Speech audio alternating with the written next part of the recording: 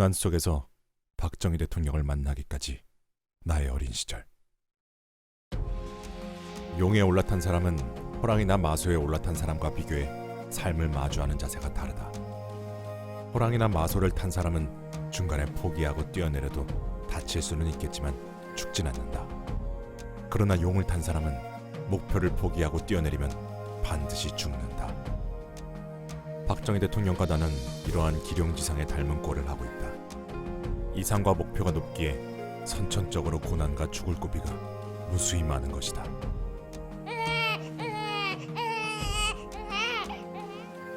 나는 6.25 전쟁이 일어난 1950년 1월 1일 서울의 중랑교 및 가만히 움막에서 태어났다. 몹시도 추운 날이었기에 어머니는 몸이 얼어 산후병을 얻고 말았다. 그로부터 6개월 뒤 6.25 전쟁이 일어났다. 어머니는 선친들의 고향에 나를 데려놓고 목 놓아 우셨다. 아가야, 엄동설안에 태어난 것도 모자라 전쟁까지 겪다니 너의 처지가 참으로 기구하구나. 하지만 너는 장차 이 나라를 빛나게 할 보배로운 인물이란다. 다만 이 어미가 끝까지 그 모습을 지켜보지 못해 미안하구나. 어머니는 갈수록 병이 깊어져 내가 4살이 되던 해 그 흔한 장례식조차 치르지 못하고 끝내 세상을 떠났다. 그러나 처음부터 우리 가족이 가난한 건 아니었다. 요즘 혹세무민하는 무리 때문에 나라 꼴이 말이 아니구나. 1만 년석의 마지기 천답을 소작인들에게 무상으로 나눠주어라. 예! 나의 아버지는 만석군의 아들이었다. 그런데 소작인들의 비참한 삶에 가슴 아파하며 수백 명의 소작인에게 1만년 마지기 천답을 무상으로 나눠줬다. 할아버지에게 물려받아 아버지도 피땀 흘려 일군 땅이었다. 이를 본 다른 지주는 아버지를 사상범으로 몰아 아버지는 차디찬 옥중에 갇혀야 했다. 살아계실 때 어머니는 가만히 움막에서 촛불을 켜놓고 제발 아버지를 살려달라고 손이 발이 되도록 빌고 빌었다. 그러다가 나를 낳은 것이다. 또 어느 날은 아버지가 갇힌 서대문 형무소에 어린 나를 안고 면회를 갔다. 여보, 서울을 중심으로 동쪽에는 일본의 동경이 있어. 그리고 서쪽에는 서경이 있다오. 남쪽에는 남경, 북쪽에는 북경이 있으니 서울은 4개의 위성 수도를 거느린 세계적인 위험 있는 곳이 될 것이오. 이 애가 자라서 꼭 남북 통일을 이루고 서울을 세계의 중심이 되게 하여 가난한 국민들을 편안하게 해주길 바라오. 그것은 이 아이의 사명이자 소명이요. 아버지는 감옥에서 내 이름을 허경영이라 지어주었다. 허락할 허에 서울경, 편안할 영으로 독립선언 민족 지도자 33인의 숫자와 일치하는 한문 획수로 총 33획의 이름을 붙여주셨다. 그리고선 내가 태어난 지 6개월이 되던 해 형장의 이슬로 사라지셨다. 가슴이 타들어가는 고통 속에서도 어머니는 어떻게든 살아야 했다. 이미 내가 어릴 때부터 병으로 위독하셨기에 자주 동네 아주머니들에게 젖을 동량하러 다녔다. 그러면 아주머니들은 반갑게 맞으며 말씀하셨다고 한다. 경영이 왔구나. 아유, 어쩜 이렇게 똘똘하게 생겼을까? 아유, 정말 가엾은 아이야. 하지만 어린아이답지 않게 신묘한 기운이 느껴져. 마을 사람들은 가난한 우리를 살뜰히 보살펴줬다. 하지만 어머니는 결국 세상을 떠났고 나는 아버지의 토지를 무상으로 받았던 소작인 중 한 명의 집에 양아들로 들어가게 됐다. 경영이가 또 한문 서적을 독파했더군. 말도 마. 6년째 하루도 빠짐없이 새벽 4시에 서당에 나가 공부했다지. 주역이나 사서삼경 등 한문 서적만 30권은 통달했다나 봐. 역시 난 놈은 난 놈이야. 그렇지만 형편이 넉넉하지 못하니 중학교도 못 가고 머슴살이를 하는구만. 그러게 참으로 딱해. 그랬다. 아무리 열심히 공부를 해도 부모를 잃고 가난한 소작농을 양아버지로 모신 나는 중학교에 들어갈 형편이 안 됐다. 하지만 그 이전에는 정식 교육을 받지 않고도 한문 서적을 배울 수 있었는데 한 스님의 도움이 컸다. 내 나이 7살 무렵 오후 늦게 집에서 소죽을 끓이고 있을 때였다. 너는 이 집 아이가 아니구나. 스님, 그것을 어떻게 아셨습니까? 심부름 온 사람은 속히 돌아가야 하는 법. 너의 부모님은 너를 이 세상에 데려다 주었으니 곧바로 떠나게 된 것이다. 제가 부모님을 여의게 된 것은 또 어떻게 아셨는지요? 그것은 네 얼굴에 쓰여 있느니라.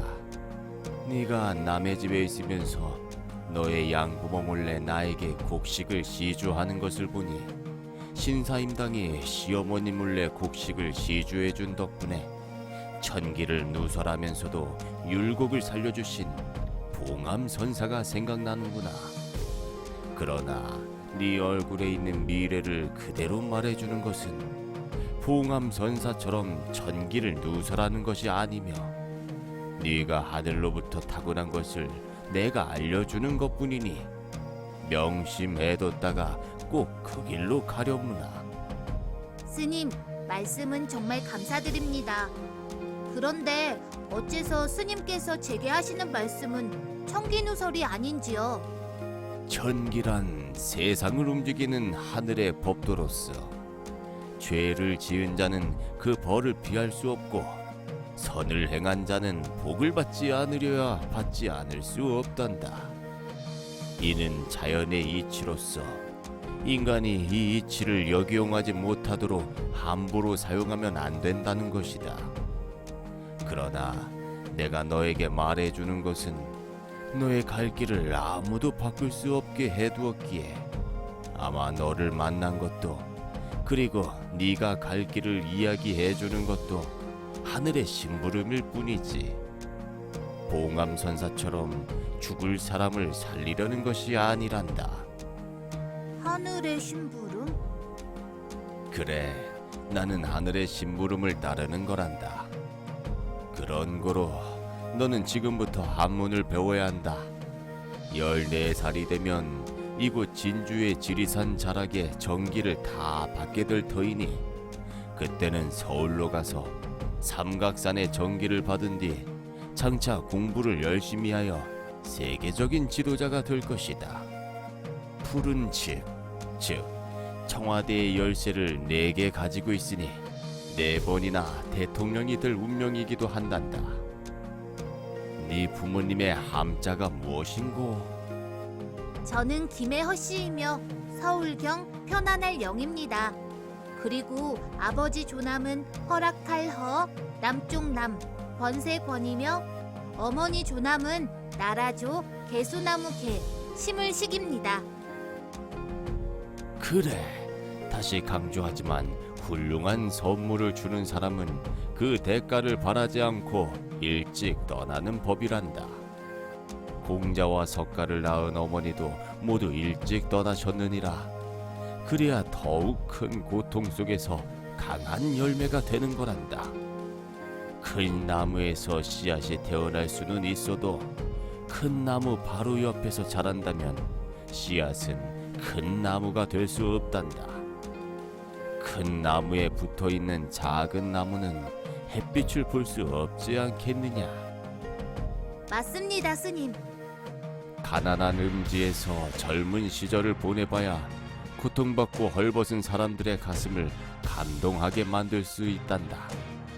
젊어서 고생은 돈을 주고도 살 수 없다는 고진감래, 즉 고생이 무엇인지를 죽도록 깨달은 뒤에라야 인생의 맛을 알게 되며 그래야만 진정한 승리자라 볼 수 있다는 말이 있다.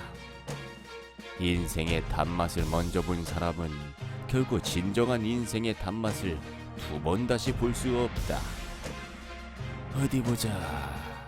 네 아버지, 어머니의 이름을 합쳐보니 허남권 조계식은 남쪽 나라 권세에 월계수 나무를 심는 것을 허락한다는 뜻이 나온다. 한 인물을 이 땅에 심어놓고 급히 떠나야만 하지. 본인들이 기르지는 못하게 돼 있는 이름이란다.